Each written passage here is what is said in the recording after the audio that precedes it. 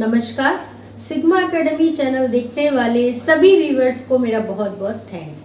तो फ्रेंड्स, जैसे कि मैंने आपको अपने पहले की वीडियो में भी बताया था कि संस्कृत विषय को बहुत ही आसान और सरल तरीके से समझने के लिए मैंने अपने इस चैनल की शुरुआत की है, क्योंकि बच्चों का इंटरेस्ट अपने विषय के प्रति तभी बनता है जब बच्चे अपने विषय को बहुत ही समझकर पढ़ते हैं। समझकर पढ़ना और रटकर पढ़ना दोनों में बहुत ही डिफरेंस होता है। जो भी विषय हम समझकर पढ़ते हैं तो उसका माइंड पे हमारे लॉन्ग टर्म तक असर रहता है। तो बच्चों, मैं आपको यही कहना चाहूँगी कि संस्कृत विषय को भी आप अपने अन्य विषयों की तरह अच्छे से समझकर पढ़ें तो आपका इंटरेस्ट अपने सब्जेक्ट के प्रति बना रहेगा। तो जैसा कि मैंने आपको अपने पहले की वीडियो में जो पुरुष, वचन, लिंग, कर्ता और क्रिया का क्या मेल है इसके बारे में बहुत ही अच्छे से क्लियर किया था। तो आज के इस वीडियो में मैं पहले आपको उस अपने पिछले टॉपिक को रिवाइज कराएंगे। उसके बाद जैसा कि मैंने आपको अपने पहले की वीडियो में पुरुष, वचन, लिंग, कर्ता और क्रिया का क्या मेल है इसके बारे में अलग अलग वीडियो बनाकर आपको बताया था।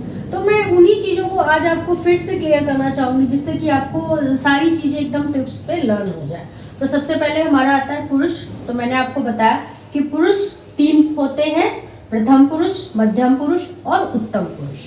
तो हमें याद रखना है कि पुरुष 3 है, प्रथम पुरुष, मध्यम पुरुष और उत्तम पुरुष। प्रथम पुरुष में आता है सह, मध्यम पुरुष में आता है तम, उत्तम पुरुष में आता है अहम। यानी कि जो वह है वो हमारा प्रथम पुरुष है और जो तुम यानी कि सेकंड पर्सन जो है वो हमारा मध्यम पुरुष है।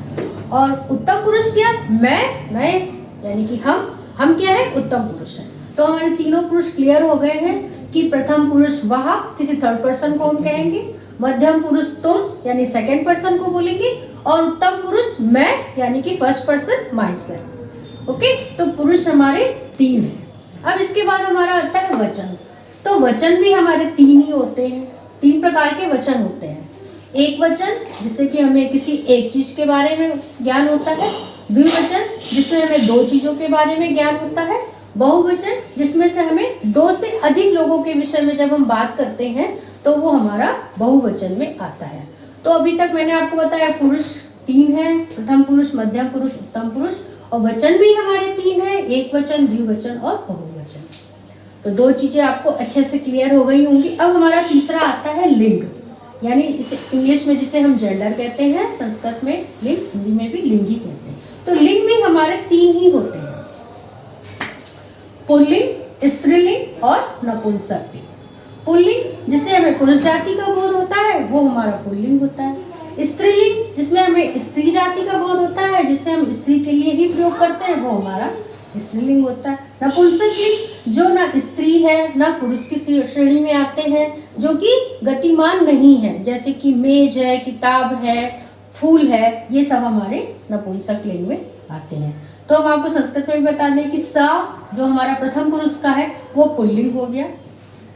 सा में जब बड़े आ की मात्रा लग गई तो वो हो गया हमारा स्त्रीलिंग। और तत् हमारा आता है नपुंसक लिंग। और तीनों का मीनिंग एक ही होता है, वह।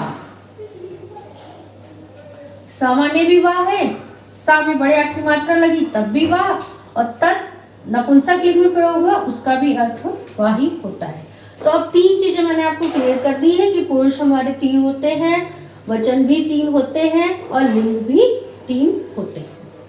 तो इसके आगे आता है हमारा कर्ता और क्रिया का मेल। तो कर्ता जिसे हम इंग्लिश में क्या कहते हैं? सब्जेक्ट कहते हैं। कर्ता भी हमारे 9 होते हैं। और दूसरा आता है हमारा क्रिया, जिसे इंग्लिश में हमें वर्ब कहते हैं, और वो भी हमारी 9 ही होती है। तो कर्ता भी 9 है और क्रिया भी 9 है। अब कर्ता और क्रिया का आपस में मेल क्या है, कैसे हम दोनों को एक साथ प्रयोग करते हैं, ये हम आपको बताएंगे।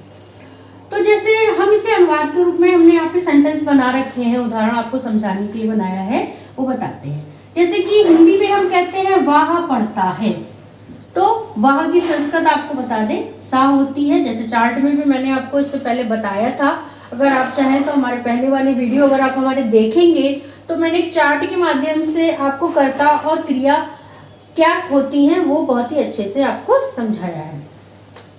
वह पढ़ता है, तो वह की संस्कृत हमारी है सा और पढ़ता की संस्कृत है पठति। तो हमारा सेंटेंस बन गया सः पठति। ये हमारा प्रथम पुरुष में चल रहा है, प्रथम पुरुष का एक वचन। अब आता है प्रथम पुरुष का द्विवचन। वे दोनों पढ़ते हैं, तो वे दोनों की संस्कृत मैंने आपको बताई तो हो गया। और पढ़ते हैं क्रिया लगेगी द्विवचन की, तो पठता। तो ये हमारा बन गया तो पठता। ये भी हमारा प्रथम पुरुष द्विवचन में हुआ। अब तीसरा आता है बहुवचन में, वे सब पढ़ते हैं। ना यहाँ पे ना एक है ना दो है, बल्कि दो से ज्यादा लोग का क्रिया किसी क्रिया को कर रहे हैं, तो हम उसकी संस्कृत वे सब की ते। और पढ़ते हैं बहुत सारे हैं, तो बहुवचन की क्रिया लगेगी पठंती, तो ते पठंती। तो ये हमने आपको बताया प्रथम पुरुष और तीनों वचनों में पुल्लिंग में आपको बताया कि कैसे कर्ता प्रयोग होंगे और उसके साथ कैसे क्रिया लगेगी। अब दूसरा आता है हमारा मध्यम पुरुष। मध्यम पुरुष यानी कि तुम। तो मध्यम पुरुष में एक वचन में हमारा बनता है तुम।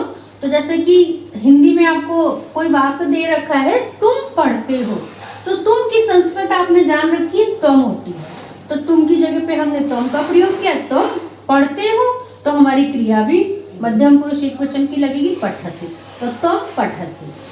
ये हमारा मध्यम पुरुष एक वचन में। अब दूसरा आता है तुम दोनों पढ़ते हो, तो यही मध्यम पुरुष ही चल रहा है द्विवचन में। तो तुम दोनों की संस्कृत होती है युवाम और पढ़ते हो तो पठता, तो युवाम पठता। ये हमारा मध्यम पुरुष द्विवचन हो गया। अब हमारा आता है इसके आगे बहुवचन, यानी कि तुम सब पढ़ते हो। ना एक है ना दो है, बल्कि बहुत सारे लोग हैं, सबको पूरी क्लास को हम इंडिकेट कर रहे हैं कि तुम सब पढ़ते हो। तो तुम सब की संस्कृत होती है यूयम और पढ़ते हो, तो हम क्रिया भी बहुवचन की प्रयोग करेंगे पठथ, यूयम पठत। क्लियर है? तो ये हमारा हो गया मध्यम पुरुष। मध्यम पुरुष और तीनों वचनों में मैंने आपको बताया। अब तीसरा हमारा आता है उत्तम पुरुष।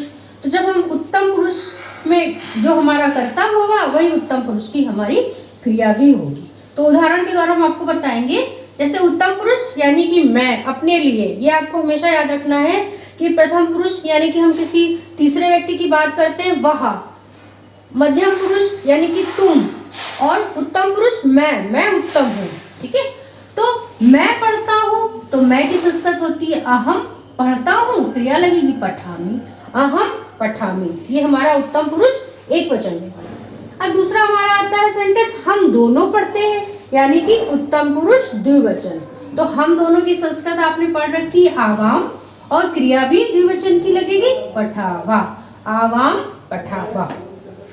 तीसरा हमारा सेंटेंस है हम सब पढ़ते हैं, यानी कि उत्तम पुरुष बहुवचन। बहुत सारे लोगों के लिए, पूरे बहुत सारे लोग बैठे हुए हैं, उनके लिए बोला जा रहा है कि हम सब पढ़ते हैं। तो हम सब की संस्कृत आपने पढ़ी है वयम और बहुवचन की क्रिया पठामा, तो हम सब पढ़ते हैं वयम पठामा।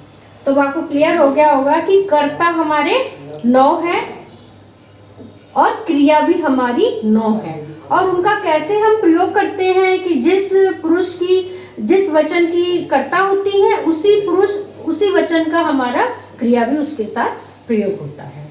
तो मेरी कोशिश है, मैंने आपको पुल्लिंग में ही बताया है। इसी की तरह यदि आप स्त्रीलिंग, जैसे कि वह पढ़ती है, तो हम स की जगह सा का प्रयोग करेंगे, बस सर घट जाएगा, सा में बड़े आ की मात्रा लग जाएगी, तो हमारी वो स्त्रीलिंग के लिए प्रयोग हो जाएगा कि वह पढ़ती है। इसी तरीके से नपुंसक लिंग में है कि अगर वह फूल है, वह किताब है, तो हम उसको वह की जगह पे तत् का प्रयोग करेंगे, और वह फूल है तो तत् पुष्पम अस्ति।